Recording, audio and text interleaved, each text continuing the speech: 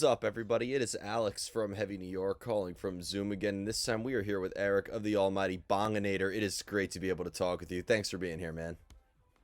Of course, thank you. Yeah, dude, I gotta tell you, out of all the titles I've had to ask about, you definitely hit the blender with like the 1986 Doink City Massacre and the intergalactic Gorbong of Deathpot. You definitely have quite an interesting sort of storyline, and that was kind of the question I wanted to ask about Bonganator, because unlike your previous projects like Mudfuck and your other bands, like is Bonganator almost kind of like as much to be like an experience not just through the music, but is it almost kind of like a world building experience that you're also building up here? So that's a great question. I think so with 1986 Doink City Massacre, that has like a very definitive narrative. Like there's the intro that sets the tone for the EP, and then that is what it is. Now we don't continue that story with the new album, which is something that a lot of people have been hoping for, but it does have that like same exact kind of energy, it has that like especially with like we have an intro track that is the exact like same ilk as the first intro track, but it's better. It's even like bigger and funnier. And then the title track Intergalactic Gorbong of Death Pot is just it's just that one song that tells that story. Mm. Well, what with the formation of Bonganator, was this always sort of like the vision in a way to have like a sort of story, or did it just kind of like happen that way as you were songwriting more and were kind of like getting acquainted with the project in a way?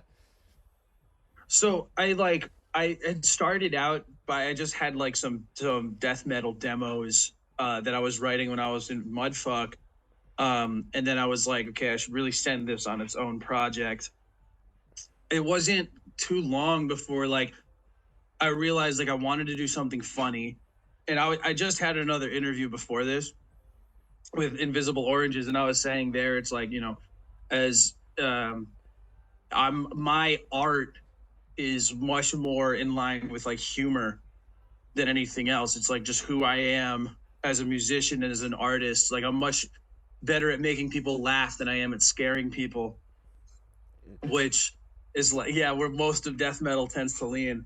Yeah, I gotta tell you too. I don't know if this was intentional, but I love how you're promoting this band in front of the logo of your old band. I think that there's sort of like Oh, yeah, I recognize that oh logo. that yeah, facts. No, it's just I mean this is on my wall. I just sat here. I didn't even mean to. Yeah, but But I've always admired your sense of humor. I've seen your posts on Facebook, dude. You definitely have the humor element to making people thank laugh you. in a way. But I do think that your music is more thought provoking than you think in a way, because again, like of these titles and these elements in a way, is the music coming from a more personal spot, whether humorous or not, or is this almost kind of like an escapism and you're kind of like writing a narrative about something outside of yourself? I think well it's important to understand like the music comes first in the writing process.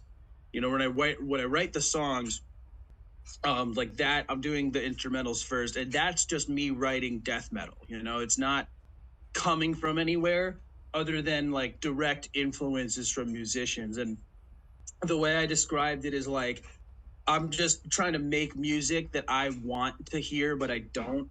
I take I want to take like my influence from here and I put death metal into it and make that sound, which is kind of what we have with this like hardcore kind of beat down energy with these like fast death metal riffs. That's how I describe, you know, our, Oh, did I lose our, you? our sound and how it comes out.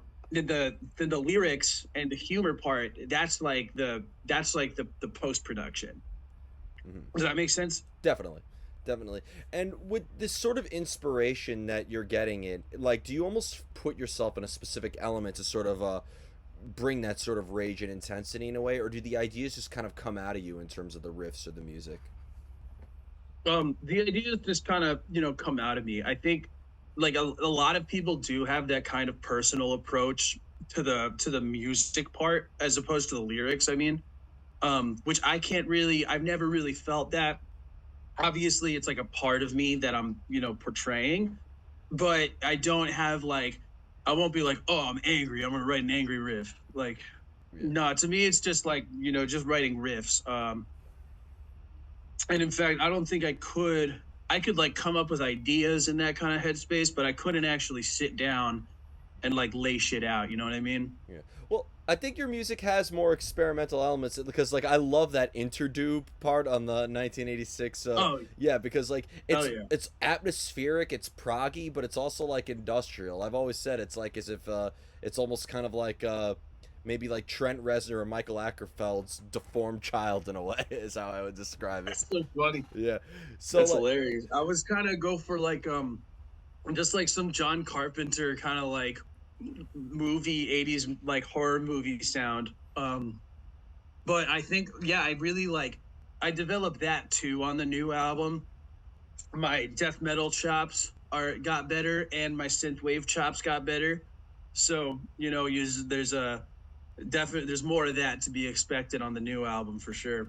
well, and you led me perfectly into the next question because with the singles out now as well as this EP, is this like a great representation of like the direction that Bonganator is going to go in for the future? Is this a good representation of the whole album, or is there a lot more scratching the surface and a lot more to be discovered that maybe we haven't seen before? I think it's a little bit of both. I think the singles that we put out are a really good like idea of like this is what we're capable of, and then each song on the album has something unique about it. um so while like it lays the groundwork for what to expect, but there's still a lot that is unexpected. Mhm. How different of a mindset are you going into this project as opposed with Mudfuck and the other projects I definitely we've talked about before? Right. With Mudfuck, that was like one thing I'm really strict with in Bonginator is like how the other members are involved in the writing process. I sorry, with Bonginator and like in Mudfuck, we were all making music together, and it didn't really. This process was way slower than it is in Bonginator. With Bonginator, I do all the writing myself, and only recently have I allowed like I mean not allowed but have I opened up to like know more ideas from the other guys, and it's literally just because I was like what I did on 1986 Doing City Massacre, I did something right and I don't want to fuck with that. Yeah, you're I kind of was like, I like whatever I did there was something magical that I just have to do it again. But what I discovered is like I what we're doing on the stuff we're working on now, not the new album, but like just other music that we're writing, in the meantime, uh, is I'm much more open to having like Ron contribute songs as opposed to like coming in and messing with my riffs. You know what I mean? yeah, yeah. Like we would have like writing sessions, the two of us, and it just never really works out because like I'll write a riff and then we're just like compromising each other's ideas. Whereas as if he just writes a song on his own and presents it to me, I'll be like, okay, yeah, this is sick. Mhm. Well, And I oh, think it's all about that like workflow is such an important thing to prioritize. mhm. Making sure you're getting shit done as efficiently as possible while also not diminishing any creative process. Yeah. Well, because your music has a good sense of humor behind it, as we've discussed, but it is also very technically impressive. Like I listen to this, and it's like there's great arrangements in it. I think the music is catchy, it's brutal, it's engaging, it's hard to put down. So there's definitely a lot of like forethought, and I can tell that there's a lot of excellent craftsmanship within this. So, despite the sense of humor portrayed, I'd imagine that there is also a lot of seriousness involved with the making of a Bonganator song or album, right? Oh yeah, like and when I'm approaching the writing again, right? Because like the writing the music, I'm just in my like little home studio, pumping out riffs just in a DAW, right? And that process is totally separate from when I'm like coming up with the ideas for like the song titles and the lyrics. Um, so like in that like, yeah, no, I'm always trying to challenge myself. I'm always trying to write new shit. And I find being being that I'm not only I'm not only writing and making music, but I also like mix and produce Bonganator. What I find I really envy in other artists is when they think of things that I never would have thought of. And like I'm always trying to push myself in that sense, like always trying to be like, what is something that I've never thought to do before? Well, I think it's fair to assume though, like every artist, no matter how talented they are, no artist has all the knowledge, right? Like, I mean, Oh no. yeah, like Elton John, who's one of the greatest songwriters of all time, he doesn't write any of his lyrics, like Right. like, I, I wouldn't even like equate, I wouldn't even say knowledge, just in terms of like everyone has different like forms of creativity. Like that, and that's just the beauty of being an artist. mhm, absolutely. And even with your sense of humor, we're all people. We all have our own trials and tribulations to overcome and demons to fight. Is that at all through personal situations? Is that expressed in Bonganator as well, or are you kind of using this project as more sort of like a sheer escapism, rather? It's funny you bring that up because honestly, like it is definitely like sheer escapism, right? And I've never really taken that kind of emotional approach to writing music. And I understand that like a lot of people do, and it creates some awesome music. But I guess that's just nothing that like that's something that it just never clicked with me. Like yeah, I wouldn't like, and it's hard for me to convey emotion in lyrics. Like every time I try to write a song that's more personal, I'm just like, God, this is bad.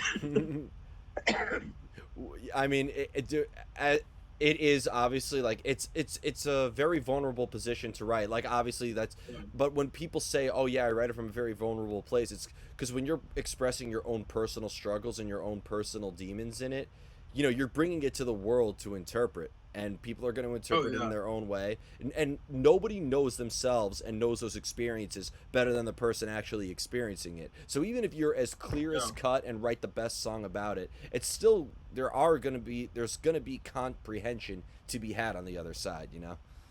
That's absolutely true. Yeah. And I will say, like, the new Sanguisugabog Oh, album has fucking like banger. it has a couple songs. Yeah, insane, incredible. Um, Devin Swank was just saying like there were a couple songs there that he wrote from a more personal like place, and I just thought like that was a little inspiring, just because it's like, yeah, you come from writing like dead as shit, dragged by a truck, and then to being able to write from a more personal standpoint and still like not having your fans make fun of you.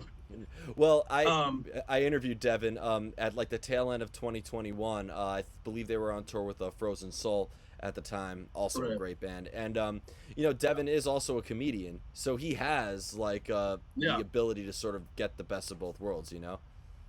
yeah, and I think like that's really what it comes down to with me as well. It's like my art, what I'm good at is making people laugh, and I can make like that's how, I mean that's how Bonginator is so easy to market, because like you share a meme on Instagram and that's gonna like outperform any like actual post you make.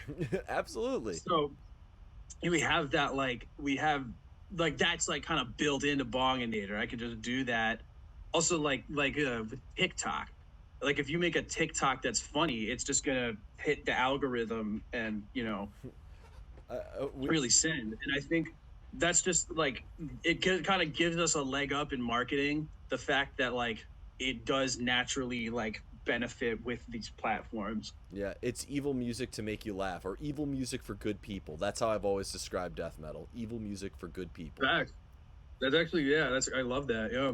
It, When I talked to Sanguisugabog, like when I met them the first time was actually, yeah, I was on that Frozen Soul tour, the Frozen Hole, with Vomit Forth and Inoculation. But they described their music as big brain dumb shit. And I loved that. it's always stood for paradoxes in a way. Yeah. Because what Sanguisugabog is doing is they're making music that sounds like ignorant and stupid, but there's so much orchestration behind it. Like every tiny moving part has like three moving parts behind it. Um, But like with you, just as somebody who's known you for now years and has seen you perform and have, with multiple projects, I wouldn't consider you just a strict death metal musician. You have a punk rock and a hardcore attitude as well. So I think oh it's fair yeah, to say you take inspiration from multiple sources, not just the realm of death metal, right? oh absolutely. I'd say like obviously right now, in this point in my life, I'm trying to absorb as much death metal as I possibly can. Um, it's also important to like when I grew up, like in high school, old school death metal was all I listened to. Again, like my favorite bands were Deicide, Possessed, all those guys, like Obituary, Bolt Thrower. And I bring that up because there's like a constant criticism of these new wave of death metal bands that they're just like hardcore kids scene tourists. Like, I've never and heard we're just that like coming, criticism. yeah. So it's like it's something that comes up with like us, and then like the new wave, 200 Stab Wound, Sanguisugabog, Frozen Soul, basically like saying that all these like maggot stomp bands are just like clout chasing hardcore kids trying to jump on the trend. And I think like obviously it's a kind of stupid thing for someone to think. Um, like I don't want to give that opinion any credit, but I will say it's like, you can't just make death metal. You have to like, and when someone tries to just make death metal, you can always tell that they don't actually like, they haven't actually lived it. Yeah, of course, it's Does a that make culture. sense? It's a culture at this point as much as itself. Yeah. What I love about this new wave of death metal that's been coming up, because it was just starting around the same time Heavy New York was starting in a way, and Sure. and so these were sort of like the first round of musicians where I was interviewing people like in my generation. You and I are kind of like in the same age bracket, as well as all the guys in Sanguisugabog and Creeping Death and all that. Right. And it's like, it's great to be able to like, yo, we both love death metal, but let's be real, we all were fucking listening to Linkin Park and My Chemical Dude, Romance yeah. back in the day. So Yeah. Dude, everyone, like literally everyone, man. And dude, the people like there'll be like elitists that like will try to hide like everyone, dude. yeah, but Everyone's gone through those phases and shit, and it's like we still jam Linkin Park, dude. dude, Fucking I wear this shit with freaking pride, man. dude, yeah, easy. That's sick. Yeah. That's awesome. Yeah. And the final question I have to ask is with songwriting. How do you know when you are finished with a song? Um, I think like that's actually a good I try to like keep myself in touch with that. Like I have to always tell myself like, okay, I probably should end the song now. Because it's always hard to tell. It's also really good to have like an outside listener be like, okay, this is where I feel the song should end. Obviously, with death metal, the song length is not, we're not going for like radio play. We don't have to worry about our song length to a commercial degree.